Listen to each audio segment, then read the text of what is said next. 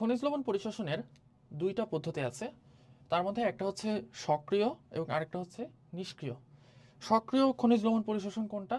যেই খনিজ লবণ পরিশোষণ হচ্ছে আমাদের শক্তির প্রয়োজন হয়, অলওয়েজ সক্রিয়টা দিয়েই আমরা বুঝতে পারতেছি এখানে কোনো একটা কাজ করতে হবে। আর নিষ্ক্রিয় মানে হচ্ছে এখানে কোনো কাজ করা লাগবে না। এখন এই সক্রিয়র উদাহরণ আমরা কিভাবে মনে রাখবো লুন্ডেগর হচ্ছে প্রোটনলেস, মানে লুন্ডেগরের কাছে কোনো প্রোটন নেই, তাহলে লুন্ডেগর প্রোটনলেস। তো লুন্ডেগর দিয়ে লুন্ডেগর মতবাদ, প্রোটন দিয়ে প্রোটন অ্যানায়ন কো ট্রান্সপোর্ট মতবাদ, এবং লেস দিয়ে হচ্ছে লেসিথিন মতবাদ। ওকে, অন্য অনেক নেমোনিকের চেয়ে আমার কাছে এই নেমোনিকটা সহজ মনে হয়েছে এবং ছোট মনে হয়েছে। কারণ অনেক সময় হয় কি, নেমোনিক মুখস্থ করতে আবার নেমোনিক লাগে, মানে আমরা এত বেশি নেমোনিক ইউজ করি যে কোন নেমোনিক দিয়ে কি বোঝায় এইটা মনে রাখার জন্য আরও নেমোনিক লাগে। সো আমি অলওয়েজ ট্রাই করছি আমার ইন্টার লাইফে যে একদম কি ওয়ার্ড যেটা আছে ওই কি ওয়ার্ডটাকে যাতে নেমোনিকের মতো ইউজ করতে পারি। এবার নিষ্ক্রিয় পরিশোষণের চারটা প্রসেস আছে। একটা হচ্ছে ডোনান, একটা হচ্ছে আয়ন বিনিময়, একটা হচ্ছে ব্যাপন, আর একটা হচ্ছে ব্যাপক প্রবাহ। সো এটা আমরা কিভাবে মনে রাখতে পারি? ডোনান, আয়ন ব্যাপন করলে ব্যাপক প্রবাহ পাওয়া যায়। বা এরকমভাবে মনে রাখা যায় যে নিষ্ক্রিয় ডোনান, মানে ডোনার নামে একজন ব্যক্তি আছে, সে হচ্ছে নিষ্ক্রিয়, সে কি করে আয়ন ব্যাপন করলে ব্যাপক প্রবাহ পায়। কিসের প্রবাহ? ধরো টাকার প্রবাহ। তাহলে আমি আবার বলতেছি, নিষ্ক্রিয় ডোনান আয়ন ব্যাপন করলে টাকার ব্যাপক প্রবাহ পায়। ঠিক আছে, এভাবে আমরা এটা মনে রাখতে পারি। এখন চলে আসো এই লুন্ডেগর মতবাদ। এই লুন্ডেগর মতবাদের আরেকটা নাম হচ্ছে সাইটোক্রোম পাম্প মতবাদ। সাইটোক্রোম পাম্প মতবাদ। এই যে সক্রিয় মতবাদগুলো আছে না, এই সক্রিয় মতবাদগুলো অ্যাকচুয়ালি তোমাকে পিওর ফিজিক্স আর কেমিস্ট্রি ফিল দিবে। কারণ এই সক্রিয় মতবাদে লুন্ডেগর, প্রোটনায়ন কো ট্রান্সপোর্ট, লেসিথিন বাহক ধারণা, এই সবগুলো ধারণাই হচ্ছে অ্যাকচুয়ালি বেসিক কেমিস্ট্রি ধারণা। এখানে বায়োলজি কিছু নাই। সো এই উদ্ভিদ শারীরতত্ত্ব যে চ্যাপ্টারটা আছে তোমাদের, এটা পুরোটাই হচ্ছে বায়োকেমিস্ট্রির চ্যাপ্টার। ঠিক আছে, মানে বায়োলজিক্যাল যে কেমিস্ট্রি আছে। সো এই চ্যাপ্টারটা পড়ার জন্য তোমাকে হচ্ছে কেমিস্ট্রির উপর ভালো দখল থাকতে হবে, জারণ বিজারণ এই জিনিসগুলো বুঝতে হবে। যদি কেউ না বুঝে থাকো কোনো প্রবলেম নেই, আমি লুন্ডেগর মতবাদ বোঝানোর সময় ইনশাল্লাহ এটা বুঝাই দিচ্ছি। এখন খেয়াল করে দেখো সাইটোক্রোম পাম্প মতবাদ। পাম্প মানে কি? যে হচ্ছে কোনো কিছু পাম্প করে, কোনো কিছু ভেতরে ঢুকায় বা কোনো কিছু বাইরে নিয়ে যায়, সেটাকে আমরা পাম্প বলি। আর সাইটোক্রোম, এই সাইট কথাটার মানে হচ্ছে সেল বা কোষ, আর ক্রোম মানে হচ্ছে রং। তাহলে এই সাইটোক্রোম হচ্ছে কোষের মধ্যে থাকা একটা রঞ্জক পদার্থ। ওকে, কোষের মধ্যে থাকা একটা রঙিন পদার্থ হচ্ছে সাইটোক্রোম। সাইটোক্রোমের স্পেশালিটি কি? সাইটোক্রোমের স্পেশালিটি হচ্ছে ও ইলেকট্রন পরিবহন করতে পারে। কি করতে পারে? ও হচ্ছে ইলেকট্রন পরিবহন করতে পারে। এখন তোমাদের মনে একটা কোশ্চেন আসবে যে ভাইয়া আমরা তো শোষণ করতেছি হচ্ছে খনিজ লবণ, আমাদের ইলেকট্রন পরিবহন করে এমন কোন প্রোটিন দিয়ে লাভটা কি? দেখো এটার মজা আমরা দেখবো হচ্ছে এইখানে। সো প্রথমে আমরা দেখি যে আমাদের এই সাইটোক্রোম পাম্প মতবাদটা কোথায় কাজ করে। এই পাম্প মতবাদটা কাজ করে হচ্ছে, এইটা একটা উদ্ভিদের কোষ। এই উদ্ভিদের কোষের আহ, এই যে এই ছবিটার মধ্যে খেয়াল করে দেখো, উদ্ভিদের কোষের যে কোষ ঝিল্লিটা আছে না, এই কোষ ঝিল্লি কয় স্তর বিশিষ্ট? 2 স্তর বিশিষ্ট, তাই না? ফসফোলিপিড বাইলেয়ার আমরা প্রথম চ্যাপ্টারে দেখে আসছি। তো ফসফোলিপিড বাইলেয়ারটা আমি এখানে বড় করে দেখাইছি। ঠিক আছে, তাহলে এই পুরা জিনিসটা অ্যাকচুয়ালি কি? কোষ ঝিল্লি না? এটা হচ্ছে ফসফোলিপিডের মনোলেয়ার, এটা হচ্ছে ফসফোলিপিডের মনোলেয়ার। কিভাবে ভাবে ফসফোলিপিড? এই যে দেখো এই হলুদ রঙের যে গোলগুলো আছে, এগুলো হচ্ছে ফসফেট। আর এই যে সাদা রঙের যে অংশগুলো, এগুলো হচ্ছে লিপিড। সো ফসফেট আর লিপিড মানে ফসফোলিপিড। এখানে দুইটা ফসফোলিপিডের লেয়ার থাকে, এই কারণে এটার নাম ফসফোলিপিড বাই লেয়ার। এখন খেয়াল করো, এটা হচ্ছে কোষের বাইরের দিক, এটা কোষের ভেতরের দিক, তাই না? এই যে এখানেও বোঝা যাচ্ছে যে এটা কোষের বাইরের দিক, এটা কোষের ভেতরের দিক। তাহলে ভাই এই দুইটা ছবি দিয়ে কি বোঝাচ্ছে? এই দুইটা ছবি দিয়ে বোঝাচ্ছে হচ্ছে এই যে এই ছবির যে কোষ ঝিল্লিটা আছে এটা অনেক বড়। এত বড় কোষ ঝিল্লি আমাদের মাইক্রোস্কোপের নিচে দেখা কষ্টকর। সো আমরা কি করব, এই ছোট্ট একটু অংশ কেটে নিব, এই অংশটাকে কেটে নিয়ে এটাকে মাইক্রোস্কোপে অনেক বড় করে দেখব, তাহলে দেখতে এরকম লাগবে। ওকে, এটা হচ্ছে কোষের বাইরের দিক, এটা হচ্ছে কোষের ভেতরের দিক। এটা তো দেখেই বুঝেছো, জাস্ট এই জিনিসটাকে এখানে বড় করে দেখানো হয়েছে। এখন খনিজ লবণ থাকে কোথায়? আমার কোষের বাইরে। সো খনিজ লবণটাকে কি করতে হবে? কোষের বাইরে থেকে কোষের ভেতরে ঢুকাই দিতে হবে। ওকে, আচ্ছা, ফাইন। এইবার চলে আসা হচ্ছে আমাদের এই যে লুন্ডেগর মতবাদের মাধ্যমে আমরা মেইনলি অ্যানায়ন শোষণ করি। তাহলে লুন্ডেগর মতবাদের মাধ্যমে কি শোষণ করি আমরা? মেইনলি অ্যানায়ন শোষণ করি। এখন খেয়াল করো, তুমি যদি কোষের ভেতরে অ্যানায়ন ঢুকাতে চাও, তাহলে তোমাকে কোষের ভেতর থেকে কি বের করতে হবে? অবশ্যই একটা নেগেটিভ চার্জ বের করে দিতে হবে। তুমি যদি কোষের ভেতরে নেগেটিভ চার্জ ঢুকাইতে চাও, তাহলে তোমাকে কোষের ভেতর থেকে অবশ্যই একটা নেগেটিভ চার্জ বের করে দিতে হবে, তাই না? এই বেসিকটাই হচ্ছে আমরা এইখানে কাজে লাগাবো। এখন দেখো এখানে এই ছবিটা আঁকার জন্য তোমাদেরকে যেটা করতে হবে, আমি এই ছবিটা আগেই এঁকে রাখছি হচ্ছে যাতে তোমাদের বোঝানোর সময় টাইম নষ্ট না হয়। বাট আমি এই ছবিটা এখন নিজে আঁকবো তোমাদের সামনে, ক্লাসের মধ্যেই আঁকবো। কারণ ক্লাসের মধ্যে যদি ছবিটা আঁকি তাহলে তোমরা বুঝতে পারবা যে এই ছবিটা কিভাবে আঁকতে হয়, ঠিক আছে? একজন টিচারের ক্লাসে টিচারের আগে থেকে ছবি এঁকে রাখার চেয়ে যদি আমি ক্লাসের স্টুডেন্টের সামনে ছবিটা আঁকি তাহলে স্টুডেন্টটা বুঝতে পারে যে কোন দাগের পরে স্যার বা ভাইয়া কোন দাগটা দিছিলেন। এর ফলে হচ্ছে তাদের পরীক্ষার খাতায় ছবিটা আঁকতে ইজি হয়। ওকে, সো প্রথমে আমি এই যে এই দুইটা জিনিস দিলাম, এই দুইটা জিনিস কি অ্যাকচুয়ালি বলো তো? এই দুইটা জিনিস হচ্ছে অ্যাকচুয়ালি এই যে কোষ ঝিল্লি দুইটা, এই কোষ ঝিল্লির দুইটা স্তর, কোষ ঝিল্লি তো একটাই, কোষ ঝিল্লির দুটো স্তর। Okay fine. এবার দুটো স্তরের মাঝখানে আমি দিব হচ্ছে সাইটোক্রোম পাম্প। সাইটোক্রোম পাম্পটা মনে রাখার জন্য তোমরা এই জিনিসটা ইউজ করবা। সেটা হচ্ছে ধরো তোমরা তো এতদিন পর্যন্ত সাইটোক্রোম পাম্প বা লুন্ডাগর মতবাদ এটা বোঝোনি, তাই না? বাট আমি এখন ক্লাসে এসে কি বললাম যে আছি রে ভাই আছি, তোমাকে সাইটোক্রোম পাম্প আর লুন্ডাগর মতবাদ বোঝানোর জন্য আছি। তাহলে আছি দিয়ে দেখো কি হয়, A C R B. Okay, তাহলে A C B, cytochrome pump কোনটার পর কোনটা আসবে, বাম থেকে ডান দিকে এ সি বি। সো এই জিনিসটা মাথায় রেখে আমরা এইখানে তিনটা সাইটোক্রোম পাম্প আঁকবো। দেখো আমি কিভাবে আঁকতেছি, এই উপরে নিচে, নিচে উপরে, উপরে নিচে, নিচে, বাস হয়ে গেছে। তাহলে আমি এখান থেকে শুরু করলাম কিভাবে, উপরে নিচে, নিচে উপরে, উপরে নিচে। তাহলে দেখো উপরে নিচে, নিচে উপরে, উপরে নিচে। তাহলে আমাদের সিরিয়ালটা কিরকম হবে, উপরে নিচে, নিচে উপরে, উপরে নিচে। প্রথম শুরু হবে হচ্ছে উপরে দিয়ে, তারপরে নি নি উ উ নি। যাদের হচ্ছে এই তীর চিহ্নর দিকটা মনে থাকে না তাদের জন্য হচ্ছে এটা দিলাম। বাট আমরা যখন জিনিসটা বুঝবো, সাইটোক্রোম পাম্প মতবাদ বা লুন্ডাগর মতবাদ যখন ফুললে আমরা বুঝে যাব, তখন আমাদের এইসব বাচ্চা বলাবনের মতো নেমনিক মনে রাখতে পারবো না, আমরা এমনি এটা আঁকতে পারবো। ঠিক আছে, ওকে ফাইন। এবার দেখো কি করবা, এইখানে তিনটা অক্ষর লিখবা। একটা হচ্ছে 2 3 2, এবং তোমার ওই যে ওই সাইটোক্রোম পাম্পটা আছে না, এই সাইটোক্রোম পাম্প তিনটা লাগবে তোমার, সরি সাইটোক্রোম অণু তোমার তিনটা লাগবে, এবং এই তিনটা সাইটোক্রোম অণু মিলে গঠিত হয় সাইটোক্রোম পাম্প। ওকে, তো সাইটোক্রোম অণু তিনটা কি কি হবে, সাইটোক্রোম বলো, আছি রে ভাই আছি, তার মানে সাইটোক্রোম এ, তারপরে সাইটোক্রোম সি, তারপরে সাইটোক্রোম বি, অথবা তোমরা এসিএস দিয়েও মনে রাখতে পারো, এসি এর পরে সি আসে না, এস এর জায়গায় জাস্ট বি বসা দেবা। ঠিক আছে, এসিবি, এসিএস এর জায়গায় এসি বি। ওকে আচ্ছা fine. Academy of champion biology, ঠিক আছে, হোয়াট এভার। এসিএস দিয়ে কি বুঝায়, একাডেমি অফ চ্যাম্পিয়ন স্টুডেন্টস, তো এসিবি দিয়ে হচ্ছে একাডেমি অফ চ্যাম্পিয়ন বায়োলজিস্ট। কি বলছি, academy of champion biologists, biologists. Okay, এভাবে মনে রাখতে পারো এসি বি। ঠিক আছে, নতুন একটা এর থেকে আবিষ্কার করে ফেললাম। আচ্ছা যাই হোক, এখন এই 2 3 2 এটার মধ্যে কি বসাবা, আয়রন 2+, আয়রন 3+, আয়রন 2+। এটা কিন্তু জাস্ট ছবিটা পরীক্ষার হলে আঁকার জন্য। পরীক্ষার হলে আমাদের, আমরা যতই বুঝি না কেন, পরীক্ষার হলে আমাদের মাথায় থাকে না যে অ্যাকচুয়ালি নিচে 3 দিব না নিচে উপরে 3 দিব। সেই কনফিউশনটা দূর করার জন্য এখানে এটা দিলাম। দেন আসে হচ্ছে এখানে তাহলে কি দিব, এটার উল্টাটা এখানে বসাই দিবা জাস্ট। তাহলে এটা হবে 3, এটা হবে 2, এটা হবে 3।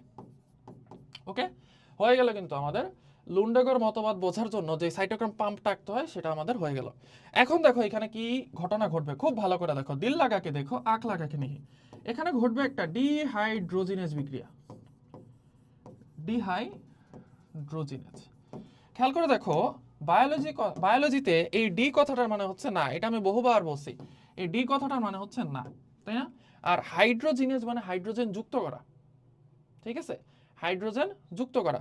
এখন এই ডিহাইড্রোজেনেজ বিক্রিয়া মানে হচ্ছে হাইড্রোজেন থেকে ইলেকট্রন বের করে দেয়া। সো খেয়াল করে দেখো, ডিহাইড্রোজেনেজ বিক্রিয়ার ফলে কি হবে, হাইড্রোজেন থেকে হাইড্রোজেন প্লাস তৈরি হবে এবং একটা ইলেকট্রন তৈরি হবে, তাই না? একটা হাইড্রোজেন প্লাস আর একটা ইলেকট্রন মিলেই তো হচ্ছে হাইড্রোজেন। সো হাইড্রোজেন থেকে যদি আমরা একটা ইলেকট্রন বাদ দিয়ে দিই তাহলে কি থাকে? Hydrogen plus. এখন তোমার মনে কোশ্চেন আসবে যে ভাই এখানে হঠাৎ করে ডিহাইড্রোজেনেজ বিক্রিয়া কেন হইলো, তাই না? তোমাদেরকে আমি সবসময় বলছি যে বায়োলজি বোঝার সময় অলওয়েজ কোশ্চেন করবা, কেন, ওয়াই। খেয়াল করে দেখো, যখনই এই যে এই উদ্ভিদটার প্রয়োজন মনে হবে যে হ্যাঁ আমার একটা অ্যানায়ন গ্রহণ করা দরকার, তখনই হচ্ছে তার মধ্যে ডিহাইড্রোজেনেজ বিক্রিয়া হবে। ওকে, এখন বলবো ভাইয়া উদ্ভিদের তো স্নায়ুতন্ত্র নাই, এই কথাটা কিন্তু একেবারে 100% কারেক্ট না। উদ্ভিদের কিন্তু পেইন সেন্সেশনের মানে কেমিক্যাল আছে, মানে উদ্ভিদ ব্যথা অনুভব করতে পারে এবং উদ্ভিদের জীবন আছে। সো উদ্ভিদ তার যখন অ্যানায়ন প্রয়োজন হয় তখন সে কি করে? সে এমন একটা কেমিক্যাল সিক্রেশন করে যার ফলে হচ্ছে ডিহাইড্রোজেনেজ বিক্রিয়া হয় এবং উদ্ভিদের মূলের কোষের মধ্যস্থ এই হাইড্রোজেনটা ভেঙে হচ্ছে হাইড্রোজেন প্লাস এবং ইলেকট্রনে পরিণত হয়। এই হাইড্রোজেন প্লাসটা কোথায় যাবে সেটা আমরা দেখবো। আমরা আপাতত এই হাইড্রোজেন প্লাসটাকে নিয়ে চিন্তা না করি, আমরা কি নিয়ে চিন্তা করব? এই যে এই ছোট্ট ইলেকট্রনটা নিয়ে চিন্তা করব। সো এই ইলেকট্রনটা কোথায় চলে আসবে? এইখানে দেখো তো কে বসে আছে? এইখানে বসে আছে হচ্ছে আয়রন 3+। ওকে, আচ্ছা। সো এই ইলেকট্রনটা কি করবে? এই আয়রন 3+-এর কাছে যাবে। এখন তোমাদের মনে অনেক কোশ্চেন, ভাই এখানে আয়রন 3+ না থেকে আয়রন 2+ আসলো কেন?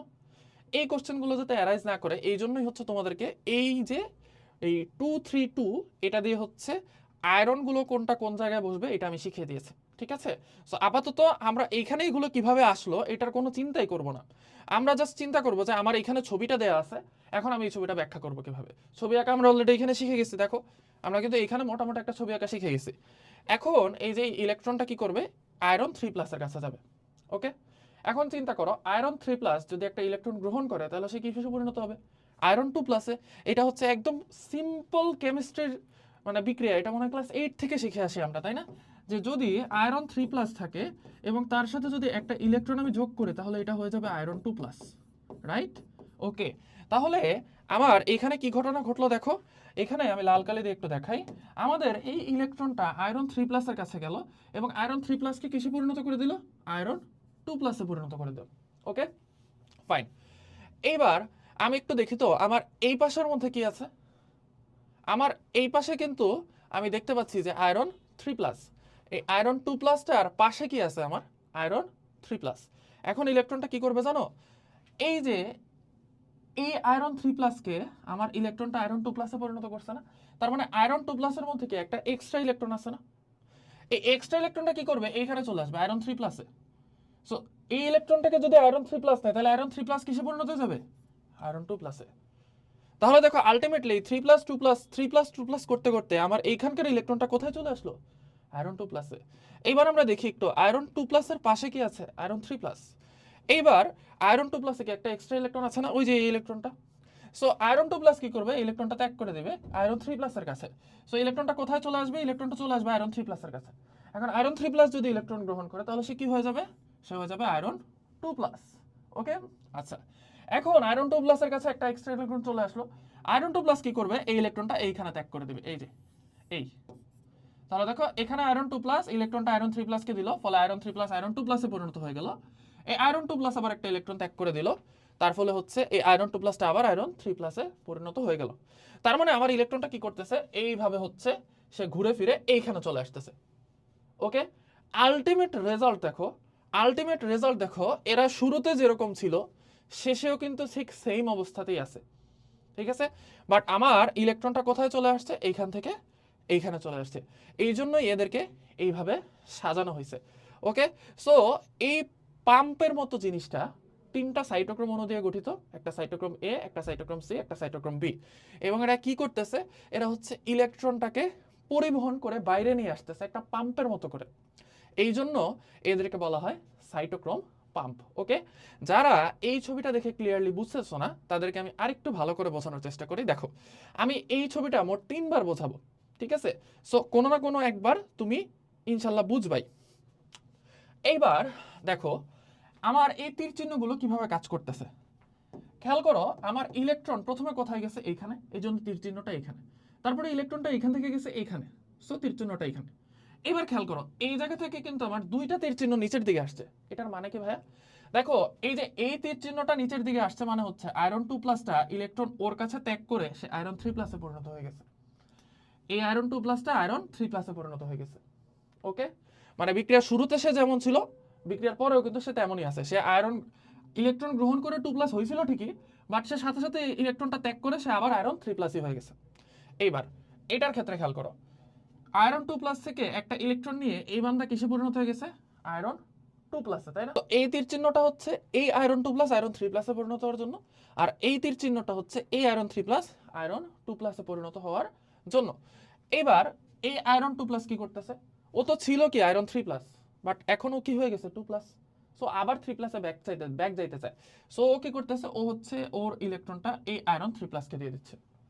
তার ফলে ও কি হয়ে যাচ্ছে? ও হচ্ছে ব্যাক করে আবার আয়রন 3+ এ পরিণত হয়ে যাচ্ছে। এখন দেখো এই বান্দা সে যখন ওর কাছ থেকে একটা ইলেকট্রন নিয়ে গেল তখন ও আবার কিসে পরিণত হয়ে যাচ্ছে? আয়রন 2+ এ। এই জন্যই তীর চিহ্নটা এইদিকে দেয়া। তার মানে এই প্রত্যেকটা তীর চিহ্ন, এই যে এই দুইটা তীর চিহ্ন কার জন্য? এই দুইটার জন্য। এই দুইটা তীর চিহ্ন কার জন্য? এই দুইটার জন্য। আর এই দুইটা তীর চিহ্ন কার জন্য? এই দুইটার জন্য। ওকে, বাট ইলেকট্রন যাচ্ছে কোন দিক দিয়ে? ইলেকট্রন এখান থেকে এখানে যাচ্ছে, এখান থেকে এখানে যাচ্ছে, আবার এখান থেকে বাইরে চলে আসতেছে। ওকে, এবার দেখো এই আয়রন 3+ কি করলো? একটা ইলেকট্রন গ্রহণ করলো, ফলে কি হইলো? সে আয়রন 3+ থেকে আয়রন 2+, এবং আয়রন 2+ কি? ও আবার আয়রন 3+ এ ব্যাক যাইতে চায়। সো আয়রন 2+ ইলেকট্রন একটা এরকম বাইরে বের করে দিয়ে সে হচ্ছে আয়রন 3+ এ পরিণত হয়ে গেল। ঠিক আছে, এটা হচ্ছে আরেকভাবে বোঝার পদ্ধতি। আরেকটা জিনিস আছে, সেটা হচ্ছে কোনো বইয়ের মধ্যে নেই, বাট এটা হচ্ছে আমি জাস্ট তোমাদেরকে বোঝানোর জন্য এই ছকটা আঁকছি। ঠিক আছে, এই ছকটা হচ্ছে যারা অ্যাডভান্স স্টুডেন্ট, যারা অ্যাকচুয়ালি জিনিসটাকে ফিল করতে চাও, বুঝতে চাও, হৃদয়ঙ্গম করতে চাও এই লুন্ডেগণ মতবাদ, তাদের জন্য হচ্ছে এই ছবিটা। ওকে, পরীক্ষার হলে তুমি এই ছবিটা আঁকলে মানে তুমি হয়তো নাম্বার নাও পাইতে পারো, বাট এই ছবিটা তুমি যদি বোঝো তাহলে এই জিনিসটা বোঝা তোমার জন্য একদম ইজি হয়ে যাবে। মানে এই জায়গাতে আমরা কিন্তু 100% ভিজুয়ালাইজ করতে পারতেছি না যে আসলে ভাই ঘটনাটা ঘটতেছে কি, ইলেকট্রন কিভাবে বাম থেকে ডান দিকে, সরি ডান থেকে বাম দিকে যাচ্ছে, কিভাবে যাচ্ছে, সেই জিনিসটা বোঝার জন্য আমি হচ্ছে এই জায়গাতে ছবিটা আঁকছি। দেখো খেয়াল করো, প্রথমে স্টেপ 1, এটা হচ্ছে cytochrome A C B, academy of champion biologist. ঠিক আছে, A C B. So cytochrome A C B আর আমি এখানে লিখলাম না, তো এগুলো সব হচ্ছে সাইটোক্রোম এ, এগুলো সব হচ্ছে সাইটোক্রোম সি, আর এগুলো সব হচ্ছে সাইটোক্রোম বি। হোপফুলি তোমরা এটা বুঝতে পারছো। এখন এটা বোঝার জন্য আমাদের কি করতে হবে? আমাদের লিখতে হবে 323। 323 কেন? আমরা হচ্ছে অ্যাকচুয়ালি এই জায়গাটা বোঝার চেষ্টা করতেছি। ওকে, এই নিচের জায়গাটার উপর বেস করে বোঝার চেষ্টা করতেছি আসলে ভাই মামলাটা কি, ঘটনাটা কি ঘটতেছে। সো একদম বিক্রিয়ার শুরুতে আমার সাইটোক্রোম এ কি অবস্থায় আছে? 3+ অবস্থায়। সাইটোক্রোম সি কি অবস্থায় আছে? 2+ অবস্থায়। এবং সাইটোক্রোম বি আছে হচ্ছে আমার 3+ অবস্থায়। তার মানে এত কিছু যদি মনে না থাকে, বাম থেকে ডান দিকে আমার কি আছে? 3+, 2+, 3+। ওকে, আচ্ছা তারপরে আমি এখানে লিখে দিই, এটা হচ্ছে সাইটোক্রোম এ, এটা সাইটোক্রোম সি, এটা সাইটোক্রোম বি। আমি জানি না তোমরা দেখতে পাচ্ছ কেন, হোপফুলি দেখতে পাচ্ছ। আচ্ছা, এখন খেয়াল করে দেখো, আমার ইলেকট্রনটা তৈরি হয় কি একদম ডান দিক থেকে না, ডিহাইড্রোজেনেজ বিক্রিয়ার ফলে। আমরা এই যে এইখানে দেখে আসছি, এই যে ডিহাইড্রোজেনেজ বিক্রিয়া হয় ডান পাশে। সো এদিক থেকে হচ্ছে আমার ইলেকট্রন প্রবেশ করে, রাইট? আচ্ছা, সো এখানে কি হয়? এই আয়রন 3+ এর কাছে ইলেকট্রনটা প্রবেশ করে। ওকে, ফাইন। এরপর দেখো এই যে সাইটোক্রোম সির মধ্যে কি আছে? Fe2+ আছে না? আমরা জানি যে Fe2+ কিসে পরিণত হইতে চায়? Fe3+ এ পরিণত হইতে চায়। সো যার কাছে যে হচ্ছে Fe2+ অবস্থায় আছে, সে একটা ইলেকট্রন ত্যাগ করতে চায়। সো এই Fe2+ কি করে? তার ইলেকট্রনটা এই Fe3+ কে দিয়ে দিতে চায়। ওকে, আচ্ছা ফাইন। এখন তোমরা বলবা যে ভাইয়া এখানে আপনি 2+ দিচ্ছেন কেন, এবং 2+টা আপনি গোলাপি কালারে দিচ্ছেন কেন, আবার এইখানে 2+টা দিচ্ছেন লাল কালারে। দেখো, যেই কালারের ইলেকট্রনটা ওকে 2+ বানাইছে 3+ থেকে, আমি সেই কালারটা 2+ এর মধ্যে দিয়ে দিছি। তার মানে এখানে আমি গোলাপি কালারের 2+ দিছি, মানে কি গোলাপি একটা ইলেকট্রন কি করছে? ওকে 3+ থেকে 2+ বানাইছে। ওকে, আশা করি এইটুকু ক্লিয়ার। তাহলে দেখো আমি আবার বলতেছি ফার্স্ট স্টেপটা, কারণ ফার্স্ট স্টেপটা বুঝলে বাকি স্টেপ তোমরা নিজেরাই আমাকে শিখাইতে পারবা, আমার তোমাদের হয়তো শিখানো লাগবে না। দেখো Fe3+, এবং আমি এটা বলতেছি এটা কিন্তু ডিফল্ট অবস্থা, এটা হচ্ছে একদম লুন্ডাগর মতবাদ শুরুর অবস্থা। ঠিক আছে, এটা আল্লাহ প্রদত্ত অবস্থা। ওকে, যে Fe3+ এ তে, Fe2+ সি তে, এবং Fe3+ বি তে। এরপরে আমরা হচ্ছে বিক্রিয়া শুরু করতেছি। এখানে কি হচ্ছে? Fe3+ এর সাথে একটা ইলেকট্রন যোগ হচ্ছে, এবং এখানে কি হচ্ছে? Fe2+ হচ্ছে ইলেকট্রনটাকে ত্যাগ করে দিয়ে দিতেছে Fe3+ এর কাছে। সো এর পরের স্টেপটাতে কি হবে? আমার ডিহাইড্রোজেনেজ বিক্রিয়ার ইলেকট্রনটা গ্রহণ করার ফলে এটা হয়ে যাবে Fe2+, এখান থেকে একটা ইলেকট্রন ত্যাগ করে দেওয়ার ফলে এটা হয়ে যাবে Fe3+, এবং এই ইলেকট্রনটা গ্রহণ করার ফলে এটা হয়ে যাবে Fe2+। এবং কেন এখানে গোলাপি কালার দিয়ে 2+ লিখছি, কারণ গোলাপি ইলেকট্রনটা হচ্ছে এখানে এটাকে 2+ বানাইছে। ওকে, তাহলে স্টেপ 1 এর রেজাল্ট হচ্ছে আমার এটা। এবার স্টেপ 2 তে কি হবে, আমার ইলেকট্রন সবসময় কি করতে হবে, ডান থেকে বাম থেকে নিয়ে আসতে হবে। সো স্টেপ 2 তে যে জিনিসটা হচ্ছে সেটা দেখো, আমার এইখানে যে Fe2+ হইছে না, এটা ও Fe2+ অবস্থায় কেউ থাকতে চায় না কোনো আয়রন। সো আয়রনটা কি হইতে চাইবে, Fe3+ হইতে চাইবে। 3+ হইতে চাইলে সেই ইলেকট্রন কাকে দিবে, তার বাম পাশে যে আছে, তাই না, কারণ ডান থেকে বামে সবসময় ইলেকট্রন যাচ্ছে। সো Fe2+ টা কি করবে, Fe3+টাকে তার ইলেকট্রনটা দিয়ে দিবে, যেটা সে যে এইখান থেকে যে লাল ইলেকট্রনটা ঢুকছে সেটা এখানে চলে আসবে। আর এটা Fe2+ হয়ে গেছে, Fe2+ তো কেউ থাকতে চায় না, এই জন্য Fe2+টা কি করবে, ইলেকট্রনটাকে বাইরে বের করে দেবে। ওকে, আচ্ছা, তাহলে এটা হচ্ছে আমার স্টেপ 2। স্টেপ 2 এর রেজাল্টটাতে আমি কি পাবো, স্টেপ 2 এর রেজাল্টে পাবো এটা হয়ে গেছে Fe3+, এটা হয়ে গেছে Fe2+, এটা হয়ে গেছে Fe3+। বাট রেজাল্ট হিসেবে আমার কি হয়েছে দেখো, আমার কিন্তু এই যে এই জায়গার মধ্যে এই যে স্টেপ 2 এর রেজাল্টটা দেখছো না, স্টেপ 2 এর রেজাল্টে আর আমার ডিফল্ট মানে স্টেপ 1 আর স্টেপ 2 রেজাল্টের মধ্যে একটা মিল দেখতে পাচ্ছ। এখানেও 3+, 2+, 3+, এখানেও 3+, 2+, 3+। তার মানে আয়রনগুলো এইখানে যে অবস্থায় ছিল এখানেও কিন্তু ওরা একই অবস্থায় চলে আসছে না, এখানেও 3+, 3+, 2+, 2+, 3+, 3+। বাট আমার বোনাস কি জিনিসটা সুবিধা হয়েছে, আমার বোনাস হিসেবে এখান থেকে ইলেকট্রনটা কোথায় চলে আসছে, এইখানে চলে আসছে। তাহলে দেখো আমার কিন্তু পাম্পের কোনো চেঞ্জ হয় নাই, বাট ইলেকট্রনটা সুন্দর মতো এই জায়গা থেকে এই জায়গায় চলে আসছে। এইটা আমরা আরো ভালো বুঝতে পারবো এইটার ক্ষেত্রে। আমরা দেখবো যে এইটা আর এইটা একদম সেম, কিন্তু রেজাল্ট হিসেবে আমার এইখান থেকে মানে বোনাস হিসেবে আমার এইখান থেকে ইলেকট্রনটা এখানে চলে আসছে। কিভাবে আমরা দেখি, তো আমরা স্টেপ 2 পর্যন্ত শিখছি, তাই না? আচ্ছা ফাইন, এবার আমাদের বেসিকটা কি, 2+ কেউ থাকতে চায় না, 2+ কি করতে চায়, সবসময় 3+-এ পরিণত হয়ে যেতে চায়। এখন খেয়াল করে দেখো, এইখানে Fe3+ যেটা আছে এটা কি করবে, আবার ডিহাইড্রোজেনেজ বিক্রিয়ার ফলে আরেকটা ইলেকট্রন গ্রহণ করবে। সো এইখানে একটা ডিহাইড্রোজেনেজ বিক্রিয়া হচ্ছে, এইখানে একটা ডিহাইড্রোজেনেজ বিক্রিয়া হচ্ছে।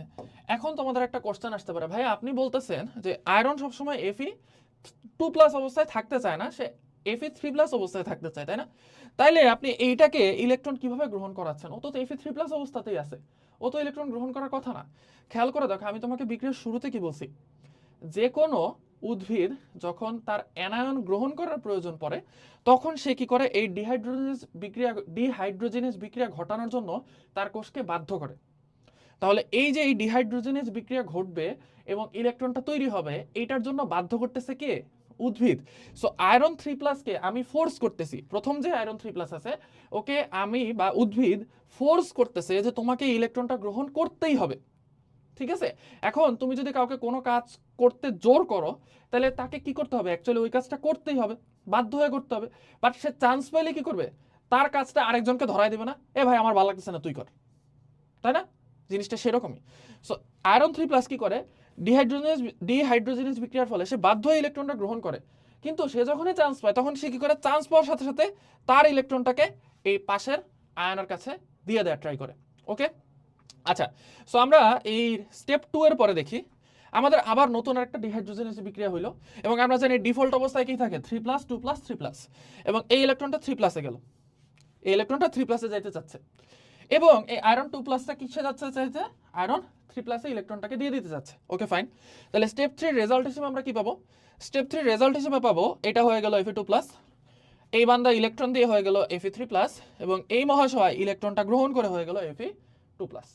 এবার নেক্সট স্টেপ 4 এ কি হবে, ওই যে একই জিনিস, 2+ সবসময় 3+ কে ইলেকট্রন দিয়ে দিতে চায় কারণ আয়রন 3+ হিসেবে থাকতে চায়। সো এর পরের স্টেপে কি হবে, এই যে তুমি জোর করে ওকে Fe2+ বানাইছো, কিন্তু ও চান্স পাওয়ার সাথে সাথে কি করছে, পাশের জন্য ইলেকট্রন দিয়ে দেওয়ার ট্রাই করতেছে। সো Fe2+ এর ইলেকট্রনটা কোথায় চলে আসবে, Fe3+-এ, এবং এইখানে যে Fe2+টা আছে এটা কোথায় চলে আসবে, বাইরে। Fe2+ এর যে ইলেকট্রনটা আছে এটা চলে আসবে বাইরে। ফলে স্টেপ 4 এর রেজাল্ট হিসেবে আমরা কি দেখব, এটা হয়ে যাবে Fe3+, এটা হয়ে যাবে Fe2+, ওই যে ওই ইলেকট্রনটা গ্রহণ করে, এবং এটা ইলেকট্রনটা ত্যাগ করে হয়ে যাবে Fe3+। তাহলে রেজাল্ট হিসেবে দেখো আলটিমেট একদম উপর থেকে নিচ পর্যন্ত আমার এই লাল ইলেকট্রনটা ঢুকছিল কোথায়, প্রথম স্টেপে, এবং লাল ইলেকট্রনটা বেরোয় গেল কোথায়, এই যে এই 8 নাম্বার স্টেপে, তাই না? এই যে এইখানে চলে আসছে আমার লাল ইলেকট্রনটা, 8 নাম্বার স্টেপে আমার ইলেকট্রনটা হচ্ছে একদম বাইরে, ঠিক আছে। আচ্ছা এইখানে আমি ইলেকট্রনটা দেই নাই, এটা হচ্ছে গোলাপি ইলেকট্রনটা হচ্ছে এইখানে বাইরে আছে। তাহলে আমরা যদি শুধু লাল ইলেকট্রনটাতে ফোকাস দিই, লাল ইলেকট্রন মহাশয় ঢুকছে হচ্ছে আমার প্রথম স্টেপে, বাট 8 নাম্বার স্টেপে হচ্ছে আমার লাল ইলেকট্রনটা একদম বাইরে আছে। তাহলে আমি সাকসেসফুলি কি করছি, একটা ইলেকট্রনকে কোষের ভেতর থেকে কোষের বাইরে পর্যন্ত নিয়ে আসছি। বাট বাট আমার যে সাইটোক্রোম অণুগুলো আছে এগুলোর মধ্যে যে আয়রনটা আছে সেটার কি কোনো চেঞ্জ হয়েছে? দেখো প্রথম স্টেপেও Fe3+, Fe2+, Fe3+, এবং লাস্টের স্টেপেও Fe3+, Fe2+, Fe3+। অর্থাৎ আমার সাইটোক্রোম পাম্পের কিন্তু কোনো চেঞ্জ হয় নাই, বাট আমার ইলেকট্রনটা কি হয়েছে, সুন্দর মতো ডান থেকে বামে চলে আসছে। এটাই হচ্ছে লুন্ডাগর মতবাদের অর্ধেক ব্যাখ্যা, ঠিক আছে, যে ইলেকট্রনটা কিভাবে ডান দিক থেকে বাম দিকে চলে আসে। ওকে, আচ্ছা ফাইন। এখন তোমাদেরকে আমি সাইটোক্রোম পাম্প মতবাদ শুরুর ক্ষেত্রে বলছিলাম, বা লুন্ডেগর মতবাদ ক্লাসের শুরুতে একদম বলছিলাম যে এই মতবাদটা আমরা কখন ইউজ করি, যখন একটা উদ্ভিদের অ্যানায়ন শোষণ করার প্রয়োজন হয়। এবং অ্যানায়ন শোষণ করতে কি লাগবে, তোমার বডিতে যদি একটা অ্যানায়ন বাড়াইতে চাও তাহলে তোমার বডি থেকে একটা অ্যানায়ন বাদ দিতে হবে না। সো এই যে একটা ইলেকট্রনকে কি করলো একটা উদ্ভিদ বাইরে বের করে দিল, ঠিক আছে, তার মানে একটা অ্যানায়নকে কি করলো উদ্ভিদ তার বডির বাইরে বের করে দিল। তাহলে এখন কি হবে বলতো, এখন হচ্ছে একটা অ্যানায়ন কি করবে উদ্ভিদের বডিতে প্রবেশ করবে, সেই জিনিসটা আমরা এখন দেখব। ওকে, সো চলে আসি আমরা আমাদের পরীক্ষার খাতায় যেভাবে লিখতে হবে। দেখো পরীক্ষার খাতায় লেখাটা খুবই সহজ। ইলেকট্রন যেই রাস্তায় বাইরে গেছে না, ঠিক সেই রাস্তাতেই কে ঢুকবে, অ্যানায়ন ঢুকবে। ইলেকট্রনটাকে তুমি যেই রাস্তা দিয়ে বের করছো ঠিক সেম রাস্তাতে কি করবে, ইলেকট্রনের ঘাটতি পূরণের জন্য অ্যানায়ন ঢুকবে। সো অ্যানায়নটা কি করতেছে দেখো, এই যে ইলেকট্রনটা এদিক দিয়ে বেরোচ্ছে, এখানে যখন একটা নেগেটিভ চার্জের ঘাটতি সৃষ্টি হচ্ছে ইলেকট্রনটা বের হওয়ার ফলে, ওই ঘাটতি পূরণের জন্য একটা অ্যানায়ন সেই করে ঢুকে যাবে। Okay fine. এবার দেখো অ্যানায়ন ঢুকার আগে এইখানে ছিল হচ্ছে আয়রন 2+, তার ফলে আয়রন 2+ কয়টা অ্যানায়ন ধরতে পারবে, এক চার্জ বিশিষ্ট দুইটা অ্যানায়ন। কারণ ধরো এক চার্জ বিশিষ্ট অ্যানায়ন হচ্ছে Cl-, দুই চার্জ বিশিষ্ট অ্যানায়ন হচ্ছে ধরো তোমার SO4 2-। এই দুই চার্জ বিশিষ্ট অ্যানায়ন না, এক চার্জ বিশিষ্ট অ্যানায়ন নিয়ে কাজ করতেছি আমরা, ঠিক আছে।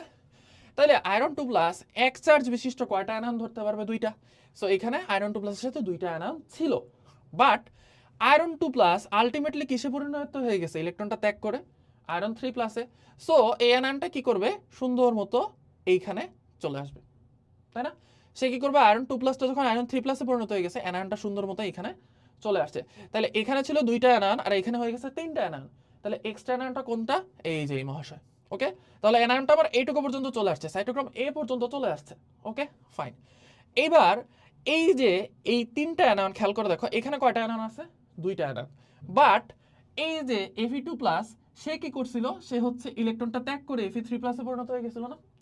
তার ফলে আমার এই তিনটা অ্যানায়নের একটা ইলেকট্রন কি করবে, সরি একটা অ্যানায়ন কি করবে, একটা অ্যানায়ন হচ্ছে এই যে এইটার সাথে যুক্ত হয়ে এইখানে চলে যাবে।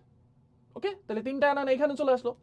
এরপরের স্টেপে দেখো, এই যে আয়রন 2+, সে কি করছে, একটা ইলেকট্রন ত্যাগ করে আয়রন 3+-এ পরিণত হয়ে গেছে না। সো আমার অ্যানায়নটা কি করবে, এখান থেকে সুন্দর মতো আয়রন 3+-এর কাছে চলে আসবে।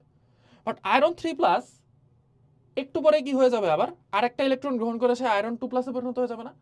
তখন এই যে এই তিনটা অ্যানায়নের একটা অ্যানায়ন কি করবে, সুন্দর মতো এদিক দিয়ে হচ্ছে ঢুকে যাবে, এই যে এদিক দিয়ে হচ্ছে ভেতরে ঢুকে যাবে। যারা এখনো জিনিসটা বোঝো নাই আমি তাদেরকে দেখাচ্ছি। দেখো অ্যানায়নটা ঢোকে এইভাবে, এই এই এই এই, বুঝতে পারছো। সো ইলেকট্রনটা যায় হচ্ছে এইভাবে, এই এই, আর অ্যানায়নটা ঢোকে হচ্ছে এইভাবে, এই এই। তার মানে ওই যে তোমরা স্থির তরঙ্গ দেখছো না, স্থির তরঙ্গের ক্ষেত্রে কি শিখছো, যে একটা তরঙ্গ যায় এই পাশে, আরেকটা তরঙ্গ যায় হচ্ছে এরকম উল্টা পাশে, তাই না। ঠিক এক্স্যাক্টলি এই ঘটনাটাই ঘটে হচ্ছে আমাদের ইলেকট্রন আর অ্যানায়নের ক্ষেত্রে। ওকে, বোঝা গেছে। আচ্ছা এখন এটা তো হচ্ছে আমাদের বুকিশ নলেজ, মানে বই থেকে আমরা শিখলাম যে এইভাবে হচ্ছে বুঝতে হয়। এবার আমরা একটু নিজেরা বোঝার চেষ্টা করি। ওকে, নিজেরা বোঝার চেষ্টা করি যে আসলে ঘটনাটা কি ঘটতেছে, কিভাবে ঘটতেছে। ওকে, সো এই জিনিসটাই, এই যে এইখানে যে ছবিটা আছে না, এইখানে যে ছবিটা দিয়ে তোমাদেরকে আমি ইলেকট্রন বাইরে বের হওয়া বুঝাইছি না, সেই একই ছবির মধ্যে জাস্ট আমি অ্যানায়নটা বসাই দিব। তার ফলে তোমরা ইনশাল্লাহ বুঝা যাবা যে অ্যানায়ন কিভাবে এই বাম থেকে ডানে বা কোষের বাইরে থেকে ভেতরে প্রবেশ করতেছে। সো এই জায়গাতে দেখো অ্যানায়নগুলোকে সব হচ্ছে ব্লু কালার দিয়ে দেখানো হয়েছে। ওকে, আচ্ছা ফাইন। এবার ফার্স্টে খেয়াল করো যে আমার এখানে কয়টা অ্যানায়ন আছে? 3টা অ্যানায়ন। এখানে আছে 2টা অ্যানায়ন, এখানে আছে হচ্ছে 3টা অ্যানায়ন। ওকে, নাইস। এবার খেয়াল করে দেখো, এই যে এখানে 3টা অ্যানায়ন আছে, এর মধ্যে থেকে একটা অ্যানায়ন কোথায় চলে আসবে? এইখানে। মানে একটা অ্যানায়ন এইখানে চলে আসতে চাইবে, কারণ এখানে এফি, হ্যাঁ, একটা অ্যানায়ন এখানে চলে আসতে চাইবে, আর এখান থেকে একটা অ্যানায়ন হচ্ছে ভেতরের দিকে চলে যেতে চাইবে। সো খেয়াল করে দেখো যে আমার ইলেকট্রন যখন বামে যাবে, সাথে সাথে অ্যানায়ন ডানে যাবে, কারণ ইলেকট্রন কি করতেছে? ডান থেকে বামে যাচ্ছে, আর অ্যানায়ন বাম থেকে ডানে যাচ্ছে। সো ইলেকট্রন যখন বাম দিকে যাবে, সাথে সাথে অ্যানায়ন কি করবে? ডান দিকে যাবে। তাহলে এই জায়গাতে আমরা দেখতেছি যে ইলেকট্রনটা কি করতেছে? Fe3+ এর কাছে যাচ্ছে। সো Fe3+ এর মধ্যে যে অ্যানায়নটা আছে সেটা অবশ্যই কি করতে চাইবে? সে ডান দিকে চলে আসতে চাইবে, তাই না? সো এটার মধ্যে যখন একটা ইলেকট্রন আসবে, তখন এটা কি হয়ে যাবে? Fe2+। এখন এটা Fe3+ আছে দেখে না ও 3টা অ্যানায়নকে ধরে রাখতে পারতেছে। যখন এ আয়নটা ইলেকট্রনটা গ্রহণ করে Fe2+ হয়ে যাবে, তখন এখানে কিন্তু সে মাত্র 2টা অ্যানায়ন ধরতে পারবে, আর একটা অ্যানায়ন সে রাখতে পারবে না। সেই একটা অ্যানায়ন কি করবে? এইখানে চলে আসতে চাইবে, অর্থাৎ কোষের ভেতরে ঢুকে যেতে চাইবে। সো এখানে আমি দিলাম একটা A-। Okay, fine. এবার এইখানে খেয়াল করে দেখো, ও আছে হচ্ছে আয়রন 2+। ও কি করতে চাচ্ছে? একটা ইলেকট্রন ত্যাগ করে দিতে চাচ্ছে। তাহলে ও যদি ইলেকট্রনটা ত্যাগ করে দেয়, তাহলে ও কি হয়ে যাবে? 3+। তাহলে ও এখন আছে 2+ এবং ও 2টা অ্যানায়ন ধরে রাখতে পারতেছে। বাট ও যখন 3+ হয়ে যাবে, তখন ও কি করতে পারবে? 3টা অ্যানায়ন ধরে রাখতে পারবে না। সো এখান থেকে এই অ্যানায়নটা কোথায় চলে আসবে? এইখানে। কারণ কি? কারণ দেখো, ও যখন একটা ইলেকট্রন একে দিয়ে দিবে, তখন ও হয়ে যাবে 3+, আর ও হয়ে যাবে 2+।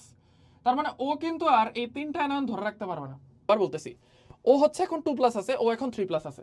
এখন পরের স্টেপে কি হবে?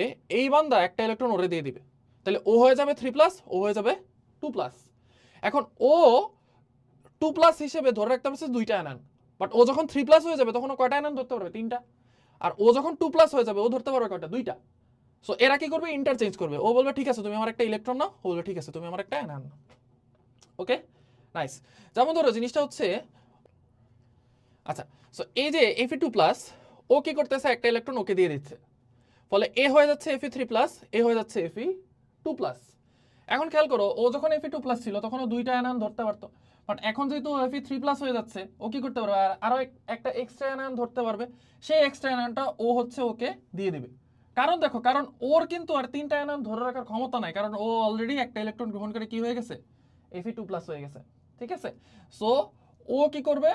ও যেহেতু অ্যানায়ন ধরে রাখতে পারতেছে না, আর ও যেহেতু অ্যানায়ন ধরে রাখার ক্ষমতা অর্জন করতেছে এই স্টেপ 1 এর রেজাল্টে, সুতরাং ওর অ্যানায়নটা ওকে দিয়ে দিবে। ওকে, তো আমরা স্টেপ 1 এর রেজাল্টে দেখলাম যে আমাদের একটা অ্যানায়ন কি হয়ে যাচ্ছে? এই যে এখানকার Fe3+টা যখন Fe2+ এ পরিণত হয়ে যাচ্ছে, তখন এই Fe3+ এর কাছে যে 3টা অ্যানায়ন ছিল, তার মধ্যে থেকে একটা অ্যানায়ন কোষের ভেতরে ঢুকে গেল। ঠিক আছে? ওকে, তাহলে আমরা কিন্তু একটা অ্যানায়ন কোষের ভেতরে ঢুকাই ফেলতে পারলাম। ওকে, নাইস। এইবার খেয়াল করো পরের স্টেপটাতে কি হবে। আমরা স্টেপ 1 এর রেজাল্টটা বুঝতে পারছি যে এখানে 2টা অ্যানায়ন, এখানে 3টা অ্যানায়ন, এখানে 2টা অ্যানায়ন। এরপরের স্টেপে আবার কি হয় দেখো। আমরা স্টেপ 2 তে দেখছি যে আয়রন 2+ কি করে? একটা ইলেকট্রন ত্যাগ করে দেয়। সো ইলেকট্রন যদি ত্যাগ করে, তাহলে সে কি ঢুকাবে? অ্যানায়ন ঢুকাবে। এবার দেখো, ইলেকট্রন ত্যাগ করে আয়রন 2+ কি হয়ে গেছে? আয়রন 3+। এবং আয়রন 3+ হওয়ার ফলে সে কি করতে পারতেছে? একটা এক্সট্রা অ্যানায়ন ধরতে পারতেছে, এই যে সেটা হচ্ছে এই এক্সট্রা অ্যানায়ন। তাহলে 2টা অ্যানায়ন প্লাস এই এক্সট্রা অ্যানায়ন মিলে কি হলো? 3টা অ্যানায়ন। ওকে, ফাইন, নাইস। এইবার এইখানে কি ঘটনা ঘটছে? এইখানে হচ্ছে আমাদের এই যে আয়রন 2+ আছে না, আমরা তো বলছি আয়রন 2+ আয়রন 3+ হইতে চায় সবসময়। সো আয়রন 2+ কি করতেছে? একটা ইলেকট্রন ওকে দিয়ে দিচ্ছে। তার ফলে একটা ইলেকট্রন যেহেতু ওকে দিয়ে দিচ্ছে, তাহলে ও কি হয়ে যাবে? আয়রন 2+। তাহলে ও কি 3টা অ্যানায়ন ধরতে পারবে? 3টা অ্যানায়ন কিন্তু ধরে রাখতে পারবে না, ও রাখতে পারবে 2টা অ্যানায়ন। সো ও কি করবে? ওর একটা অ্যানায়ন ওরে দিয়ে দিবে। সো এর পরের স্টেপে আমরা দেখতেছি ও হয়ে যাচ্ছে Fe3+, এবং এর একটা অ্যানায়ন নিয়ে ও হয়ে গেছে 3টা অ্যানায়ন বিশিষ্ট। আর এ একটা ইলেকট্রন গ্রহণ করে একটা অ্যানায়ন ছেড়ে দিতে বাধ্য হয়েছে। ওকে, ফাইন। তাহলে স্টেপ 2 এর রেজাল্ট হিসেবে আমরা দেখলাম এখানে 3টা অ্যানায়ন, 2টা অ্যানায়ন, 3টা অ্যানায়ন। ওকে, ফাইন। এবার আমাদের এ অ্যানায়নটা এখন কোথায় আছে বলো তো? যে অ্যানায়নটা ঢুকছে ওটা কিন্তু এখানে আছে। ঠিক আছে, আমরা এ অ্যানায়নটাকে কোথায় নিয়ে যাব? এইখানে নিয়ে যাব। দেখি আমরা কিভাবে নিতে পারি। স্টেপ 3 তে কি হচ্ছে? ওই যে আমাদের ওই বেসিক 2+ সবসময় হচ্ছে 3+ পরিণত হইতে চায়। তাইলে এখন আমরা একটু খেয়াল করে দেখি যে এইখানে যখন আমি একটা নতুন ইলেকট্রন ওর কাছে দিলাম তখন ও কি হয়ে যাবে 2+। তাহলে ও যদি ইলেকট্রন গ্রহণ করে তাহলে সে কি ত্যাগ করবে, অ্যানায়ন ত্যাগ করবে না। সো এদিক দিয়ে কি ঢুকে গেল, আর একটা অ্যানায়ন হচ্ছে ভেতরে ঢুকে যাবে, ঠিক আছে। আচ্ছা ফাইন। আর এখানে কি আছে, সে Fe2+ হিসেবে আছে, সে একটা ইলেকট্রন ত্যাগ করবে। তাহলে ইলেকট্রন যদি ত্যাগ করে কি গ্রহণ করবে, অ্যানায়ন গ্রহণ করবে। সো এটার রেজাল্ট হিসেবে দেখো সে কি হয়ে গেল, সে এখানে হয়ে গেল 3+ এবং 3টা অ্যানায়নে। আর এই যে এই মহাশয় ও কি করতেছে, একটা ইলেকট্রন গ্রহণ করতেছে এবং একটা অ্যানায়ন এখানে দিয়ে দিচ্ছে, ঠিক আছে। তাহলে দেখো আমাদের যে এই অ্যানায়নটা হচ্ছে আমাদের এই, আচ্ছা এটা এটা এই কালার দিয়ে দেখি। এই অ্যানায়নটা হচ্ছে আমাদের জার্নি শুরু করে সে ঢুকছিল এইখানে, তাই না। বাট এখন সে কোথায় আছে, এইখানে। কারণ ওর কাছ থেকে অ্যানায়ন কে নিয়ে গেছে, আয়রন। এই যে সাইটোক্রোম বি এর, সরি সাইটোক্রোম সি এর আয়রন 2+, ওকে ফাইন। এইবার মানে সোজা বাংলায় বলতে এই সাইটোক্রোম এ থেকে অ্যানায়নটাকে নিয়ে গেছে সাইটোক্রোম সি, ওকে। সো নেক্সট স্টেপে কি হবে, নেক্সট স্টেপে দেখো এই যে এখানে যে 2+টা আছে, এই 2+টা কি করবে, ইলেকট্রনটাকে বাইরে বের করে দিবে। ফলে এদিক দিয়ে আবার কি ঢুকবে, নতুন অ্যানায়ন ঢুকবে। সো ইলেকট্রন বের করে দিয়ে এটা হয়ে গেল আয়রন 3+, এবং এদিক দিয়ে অ্যানায়ন ঢুকার ফলে এটা হয়ে গেল 3 অ্যানায়ন বিশিষ্ট। এইবার এই মহাশয়ের ক্ষেত্রে কি হবে, আমাদের এই যে এই অ্যানায়নটা কিন্তু এইখানে আছে, ওকে।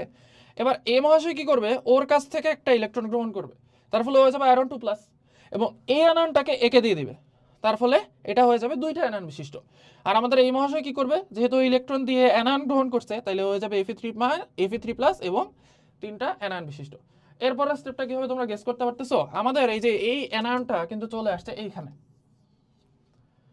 এইবার এই অ্যানায়নটা কি করবে বলো তো, এখানে আবার নতুন আর একটা ডিহাইড্রোজেনেজ বিক্রিয়া হবে, ফলে আয়রন 3+ হয়ে যাবে আয়রন 2+, তাই না। একটা ইলেকট্রন গ্রহণ করে হয়ে যাবে আয়রন 2+। এই যে আয়রন 3+ যেহেতু একটা ইলেকট্রন গ্রহণ করতেছে, সো সে কি করবে, একটা অ্যানায়ন ত্যাগ করে দেবে। সো একটা অ্যানায়ন ত্যাগ করে দিলে কি হবে, আমাদের এই অ্যানায়নটা সুন্দর মতো ভেতরে ঢুকে যাবে, ঠিক আছে। তাহলে আমরা কি বুঝতে পারলাম যে কিভাবে আমাদের ইলেকট্রন ভেতর থেকে বাইরের দিকে আসে আর অ্যানায়ন বাইরে থেকে ভেতরের দিকে ঢোকে। আমি আবার দেখাচ্ছি, দেখো এই অ্যানায়নটা কি করছে, এখানে ঢুকছে, ওকে। এখানে কিভাবে ঢুকছে, কারণ আয়রন 2+ এর কাছে আছে 2টা অ্যানায়ন। এখন আয়রন 2+ যখন একটা ইলেকট্রন ত্যাগ করে দিচ্ছে তখন সে হয়ে যাচ্ছে আয়রন 3+, এবং তার ফলে সে একটা এক্সট্রা অ্যানায়ন ধরতে পারে, এই জন্য সে এই অ্যানায়নটা ঢুকে গিয়ে হয়ে গেল 3টা অ্যানায়ন। এইবার কি হবে, নেক্সট স্টেপে এই যে 3+টা ও পাশের জনের থেকে একটা ইলেকট্রন গ্রহণ করবে এবং তার বিনিময়ে একটা অ্যানায়ন দিয়ে দেবে, কারণ সেম চার্জ বিনিময় হচ্ছে নেগেটিভ নেগেটিভ। সো সে কি করবে, ইলেকট্রন গ্রহণ করে হয়ে যাবে Fe2+, এবং এটা Fe2+ হলে তো আর 3টা অ্যানায়ন ধরতে পারবে না। সো আমাদের যে অ্যানায়ন মহাশয় ঢুকছে ওই অ্যানায়ন কোথায় চলে যাবে, এইখানে চলে যাবে, এর কাছে। কারণ ও কি করতেছে, ইলেকট্রনটা ত্যাগ করে হয়ে যাচ্ছে Fe3+।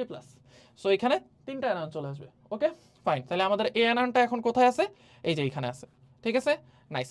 এরপরে কি হবে, মানে এটা কিন্তু একই স্টেপ, ঠিক আছে ওকে ফাইন। এবার এই যে এই অ্যানায়নটা আছে, এই অ্যানায়নটা Fe3+ এর সাথে আছে সাইটোক্রোম বি এর। সো এই Fe3+ কি করবে, আবার ওর কাছ থেকে ইলেকট্রন গ্রহণ করবে, ওর কাছ থেকে ইলেকট্রন গ্রহণ করে ও হয়ে যাবে Fe2+। তার ফলে কি সে আমাদের এই অ্যানায়নটাকে ধরে রাখতে পারতেছে না, এই জন্য এই অ্যানায়নটা কি করবে, সে চলে যাবে এই যে ওর কাছে Fe3+ হয়ে, ঠিক আছে আচ্ছা ফাইন। এরপরে Fe3+ কি করবে, আবার সে একটা ইলেকট্রন গ্রহণ করবে, তখন এই অ্যানায়নটা কি করবে, সুন্দর মতো ভেতরে ঢুকে যাবে, ঠিক আছে।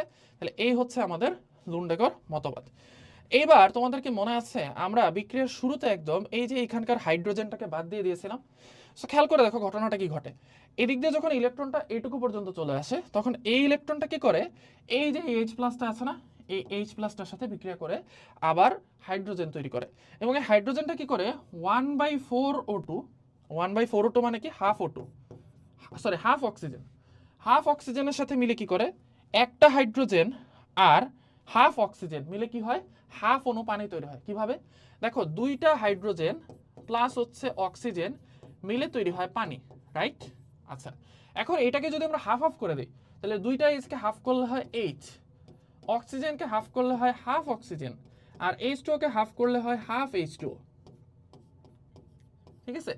তাহলে কি হইলো, মোট কথা হচ্ছে এখানে তো আর একটা ইলেকট্রন এসে এই বিক্রিয়া করে না, এখানে মোটমাট হচ্ছে ইলেকট্রন আসে 4টা, হাইড্রোজেন আসে 4টা, মানে এই চক্রটা 4বার ঘুরে 2 অণু পানি তৈরি হয়, হাইড্রোজেন আসে 4টা, তার ফলে হয় 4H+, প্লাস ইলেকট্রন আসে হচ্ছে 4টা, তার ফলে 4e- প্লাস এক অণু অক্সিজেন আসে, তার ফলে কি তৈরি হয় 2 অণু পানি তৈরি হয়। ঠিক আছে, মানে এই চক্রটা বা এই পাম্পটা 4বার ঘুরলে আমাদের কি তৈরি হয় 2 অণু পানি তৈরি হয়। তার মানে এই পাম্পটা যদি 2বার ঘোরে তাহলে আমাদের কি তৈরি হয় এক অণু পানি তৈরি হয়। ঠিক আছে, আশা করি হচ্ছে তোমরা লুন্ডেগর পাম্প মতবাদ, সরি লুন্ডেগর মতবাদ বা সাইটোক্রোম পাম্প মতবাদ এই জিনিসটা বুঝতে পেরেছো।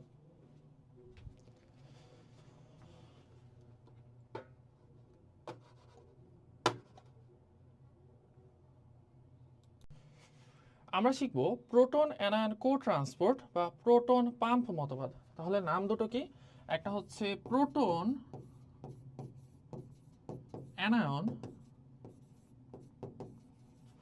কো ট্রান্সপোর্ট এবং আরেকটা হচ্ছে proton pump. Proton pump, proton anion co transport মানে কি, প্রোটন মানে আমরা জানি যে H প্লাস, অ্যানায়ন মানে আমরা জানি নেগেটিভ আয়ন, এ দিয়ে আমরা যে কোনো নেগেটিভ আয়ন বোঝাচ্ছি, আর কো মানে হচ্ছে সাথে, আর ট্রান্সপোর্ট মানে হচ্ছে পরিবহন। তার মানে নিশ্চয়ই প্রোটন এবং অ্যানায়ন একসাথে পরিবাহিত হয়, এই জন্য এটার নাম দেওয়া হয়েছে প্রোটন অ্যানায়ন কো ট্রান্সপোর্ট।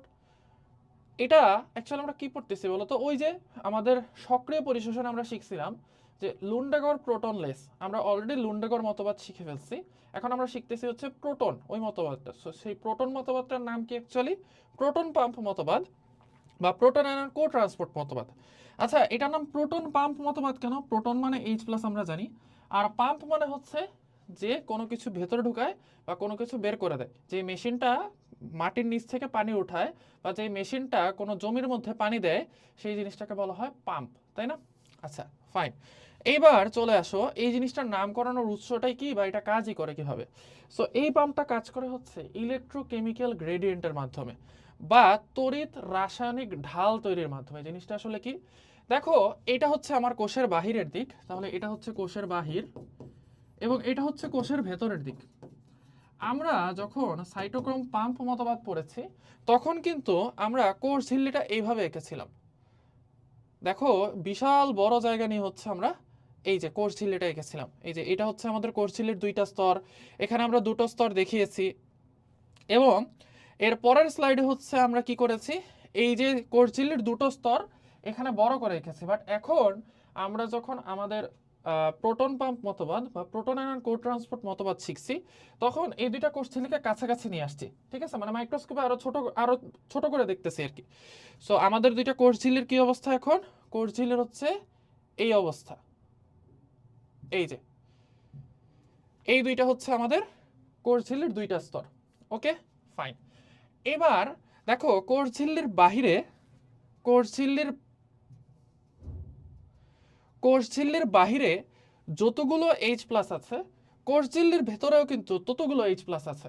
অর্থাৎ বামে কোষের বাইরে আমার পজিটিভ চার্জের পরিমাণ এবং কোষের ভেতরে পজিটিভ চার্জের পরিমাণ কিন্তু সমান, তাই না? সো এদের মধ্যে কি কোনো বিভব পার্থক্য ক্রিয়েট হয়েছে? কোনো বিভব পার্থক্য কিন্তু ক্রিয়েট হয়নি। বিভব পার্থক্য মানে কি, এক পাশে যদি বেশি পজিটিভ থাকে আর এক পাশে কম পজিটিভ থাকে তখন সেটাকে বলা হয় বিভব পার্থক্য, তাই না? সো আমার দুই পাশে বিভব পার্থক্য সেম। এখন মজার বিষয়টা হচ্ছে আমাদের এই যে এটিপিএস নামক একটা এনজাইম আছে, এটা কি করবে, এটিপি কে পরিণত করবে এডিপিতে। সো এটিপি হচ্ছে 3টা ফসফেট যুক্ত একটা অণু আর এডিপি হচ্ছে 2টা ফসফেট যুক্ত একটা অণু। তাহলে এটিপি কি করলো, একটা ফসফেট ত্যাগ করে দিল। সো যখনই কোনো একটা বিক্রিয়া ভেঙে যায়, কোনো একটা বিক্রিয়ক ভেঙে যায় তখন কি হয়, শক্তি তৈরি হয়। তাহলে এই এটিপি থেকে এডিপি তৈরির জন্য যে শক্তিটা তৈরি হবে এই শক্তিটাকে ইউজ করে কি হবে জানো, এখান থেকে কিছু হাইড্রোজেন প্লাস জোর করে বাইরে চলে আসবে। এখান থেকে কিছু হাইড্রোজেন প্লাসকে এই যে এই শক্তিটা জোর করে কোষের বাইরে পাঠিয়ে দেবে। এখন বলবো যে ভাইয়া কেন হচ্ছে আমার এটিপিএস কাজ করলো এবং কিছু হাইড্রোজেনকে বাইরে বের করে দিল? ওই যে বললাম, যখনই কোষের মনে হবে যে তার কিছু অ্যানায়ন এবং ক্যাটায়ন গ্রহণ করার দরকার তখনই হচ্ছে সে কি করবে, এই এটিপিএস কে সক্রিয় করে দিবে। আর এটিপিএস কি করবে, এটিপিএস হচ্ছে শক্তি তৈরি করবে এবং শক্তিটাকে ইউজ করে জোর করে কোষের ভেতর থেকে কিছু হাইড্রোজেন কোষের বাইরে বের করে দিবে। তাহলে দেখো এই যে পাম্পটা ও কি করতেছে, অ্যাকচুয়ালি হাইড্রোজেনটাকে কোষের বাইরে বের করে দিচ্ছে না, এই জন্য ওর আরেকটা নাম হচ্ছে হাইড্রোজেন পাম্প। তাহলে এই যে পাম্প মহাশয় আছে এটাকে আমরা কি বলতে পারি, হাইড্রোজেন পাম্প, অথবা sorry hydrogen plus pump, hydrogen plus pump, বা এই হাইড্রোজেন প্লাস পাম্প মানে কি অ্যাকচুয়ালি বলতো, প্রোটন পাম্প, তাই না? যেহেতু এই মতবাদের মধ্যে প্রোটন পাম্প কাজ করে, এই জন্য এই মতবাদটার আরেকটা নাম হচ্ছে প্রোটন পাম্প মতবাদ। এবার চলে আসো যে এর পরের স্টেপে কি হবে। এখানে আমরা দেখতেছি 6টা হাইড্রোজেন 6টা হাইড্রোজেন, বাট আমরা দেখতেছি যে এটিপিএস এর শক্তি ইউজ করে প্রোটন পাম্প এই 6টা হাইড্রোজেন থেকে 3টা হাইড্রোজেন বাইরে বের করে দিচ্ছে। তার ফলে কোষের বাইরের এবং কোষের ভেতরে ঘটনাটা কিরকম হয়, ঘটনাটা হয়ে যাবে এরকম। কি হয়ে যাবে, কোষের ভেতরে রয়ে গেল 3টা হাইড্রোজেন, কারণ 3টা হাইড্রোজেন তো বের করে দেওয়া হয়েছে, আর এইখানে হয়ে গেল মোট 9টা হাইড্রোজেন, কারণ 6টা হাইড্রোজেন আমাদের পাম্প চালুর আগেই ছিল, প্রোটন পাম্প চালুর আগেই ছিল, আরো এক্সট্রা 3টা হাইড্রোজেন যোগ হয়েছে, তাহলে এখানে হয়ে গেল মোট 9টা হাইড্রোজেন। এবার খেয়াল করো তো, এখানে পজিটিভ চার্জ আছে 9টা, এখানে পজিটিভ চার্জ আছে 3টা, তাহলে এই জায়গার মধ্যে কি একটা চার্জের ডিফারেন্স ক্রিয়েট হয়ে গেল না? এই চার্জের ডিফারেন্সটাকে বলা হয় ইলেকট্রোকেমিক্যাল গ্রেডিয়েন্ট বা তড়িৎ রাসায়নিক ঢাল বা তড়িৎ রাসায়নিক পার্থক্য। কেন এটার নাম তড়িৎ রাসায়নিক পার্থক্য? দেখো ডিফারেন্সটা কিসের মধ্যে হয়েছে, চার্জের মধ্যে হয়েছে না, তার মানে এটা হচ্ছে অ্যাকচুয়ালি তড়িতের ডিফারেন্স। বাট ডিফারেন্সটা কেন হয়েছে, কারণ হাইড্রোজেন প্লাস বাইরে বের করে দিছে, তাহলে হাইড্রোজেন প্লাস বাইরে বের করে দেয় কি প্রক্রিয়া, কেমিক্যাল প্রক্রিয়া। সো ইলেকট্রিক গ্রেডিয়েন্ট সৃষ্টি হয়েছে কেমিক্যাল প্রক্রিয়ার ফলে, এই জন্য এই গ্রেডিয়েন্টটার নাম বা এই ঢালটার নাম সোজা বাংলায় এই যে চার্জের ডিফারেন্স তৈরি হওয়ার নামটাই হচ্ছে ইলেকট্রোকেমিক্যাল গ্রেডিয়েন্ট। ওকে, এই ইলেকট্রোকেমিক্যাল গ্রেডিয়েন্ট শুনলে মনে হয় আরে কি না কি বিক্রিয়া এখানে, বাট জিনিসটা খুবই সিম্পল।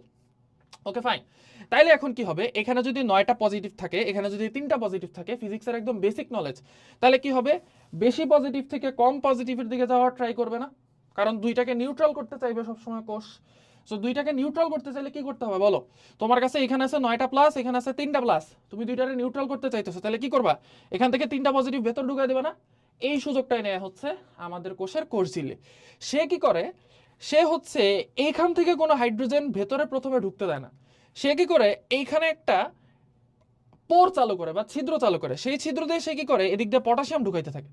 ধরো তোমার কোষের বাইরে আছে পটাশিয়াম ক্লোরাইড, উদ্ভিদ তো সব খনিজ লবণ হচ্ছে আয়ন হিসেবে শোষণ করে। সো উদ্ভিদ কি করে, এইচ প্লাস না ঢুকায় এইচ প্লাসের জায়গায় ঢুকায় দেয় পটাশিয়াম, তাহলে এদিক দিয়ে কি ঢুকে গেল, একটা ক্যাটায়ন কিন্তু ঢুকে গেল, তাহলে এই পাম্পটা দিয়ে কি ঢুকতেছে আমাদের ক্যাটায়ন। বাট বাট যখন এই রাস্তা দিয়ে ক্যাটায়ন ঢুকতেছে, তখন এইচ প্লাসও সাথে সাথে কি করে, সেও হচ্ছে কোষের ভেতরে ঢোকার চেষ্টা করে, কারণ এই পাম্পটা ক্রিয়েট করছে কে, কারণ এই পার্থক্যটা ক্রিয়েট করছে কে অ্যাকচুয়ালি, হাইড্রোজেন, তাই না? হাইড্রোজেনও কি করে পটাশিয়ামের সাথে ভেতরে ঢোকার চেষ্টা করে, বাট আরেকটা পোর দিয়ে, আরেকটা ছিদ্র দিয়ে। সো হাইড্রোজেন যখন কোষের ভেতরে ঢোকার চেষ্টা করে, এবার দেখো হাইড্রোজেন নিজে কি পজিটিভ, রাইট? তাহলে হাইড্রোজেন যদি পজিটিভ হয় সবসময় কি কাকে আকর্ষণ করবে, নেগেটিভ চার্জকে আকর্ষণ করবে।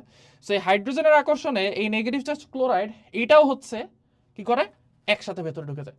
তাহলে দেখো প্রোটন ভেতরে ঢুকতেছে, তার সাথে অ্যানায়নও ভেতরে ঢুকতেছে, তাহলে এটা নিলে কি হচ্ছে অ্যাকচুয়ালি, মেইনলি প্রোটন আর অ্যানায়নের কো ট্রান্সপোর্ট হচ্ছে না, একসাথে ট্রান্সপোর্ট হচ্ছে না।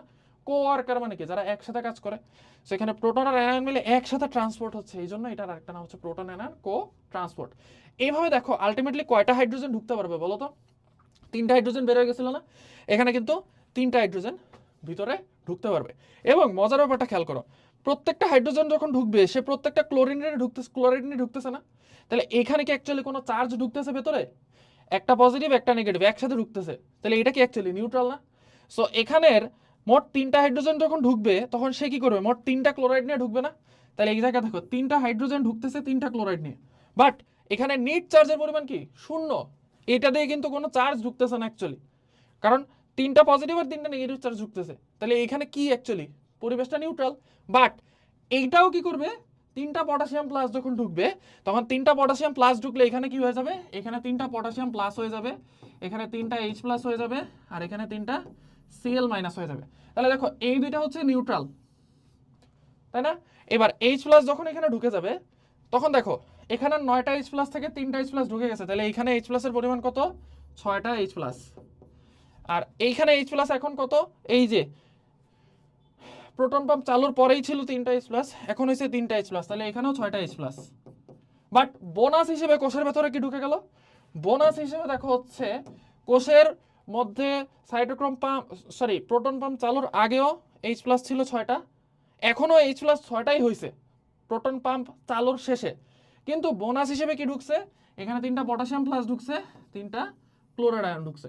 ঠিক আছে, সো এভাবেই হচ্ছে কোষের ভেতরে পরিবেশ ঠিক রেখে আমরা কি করতে পারি, এই প্রোটন অ্যানায়ন কো ট্রান্সপোর্টের মাধ্যমে হচ্ছে পটাশিয়াম এবং ক্লোরাইড বা এই টাইপের যে সকল ক্যাটায়ন এবং অ্যানায়ন আছে সেগুলো হচ্ছে উদ্ভিদের কোষের ভেতরে ঢোকাতে পারি। এটাই হচ্ছে আমাদের প্রোটন অ্যানায়ন কো ট্রান্সপোর্ট মতবাদ।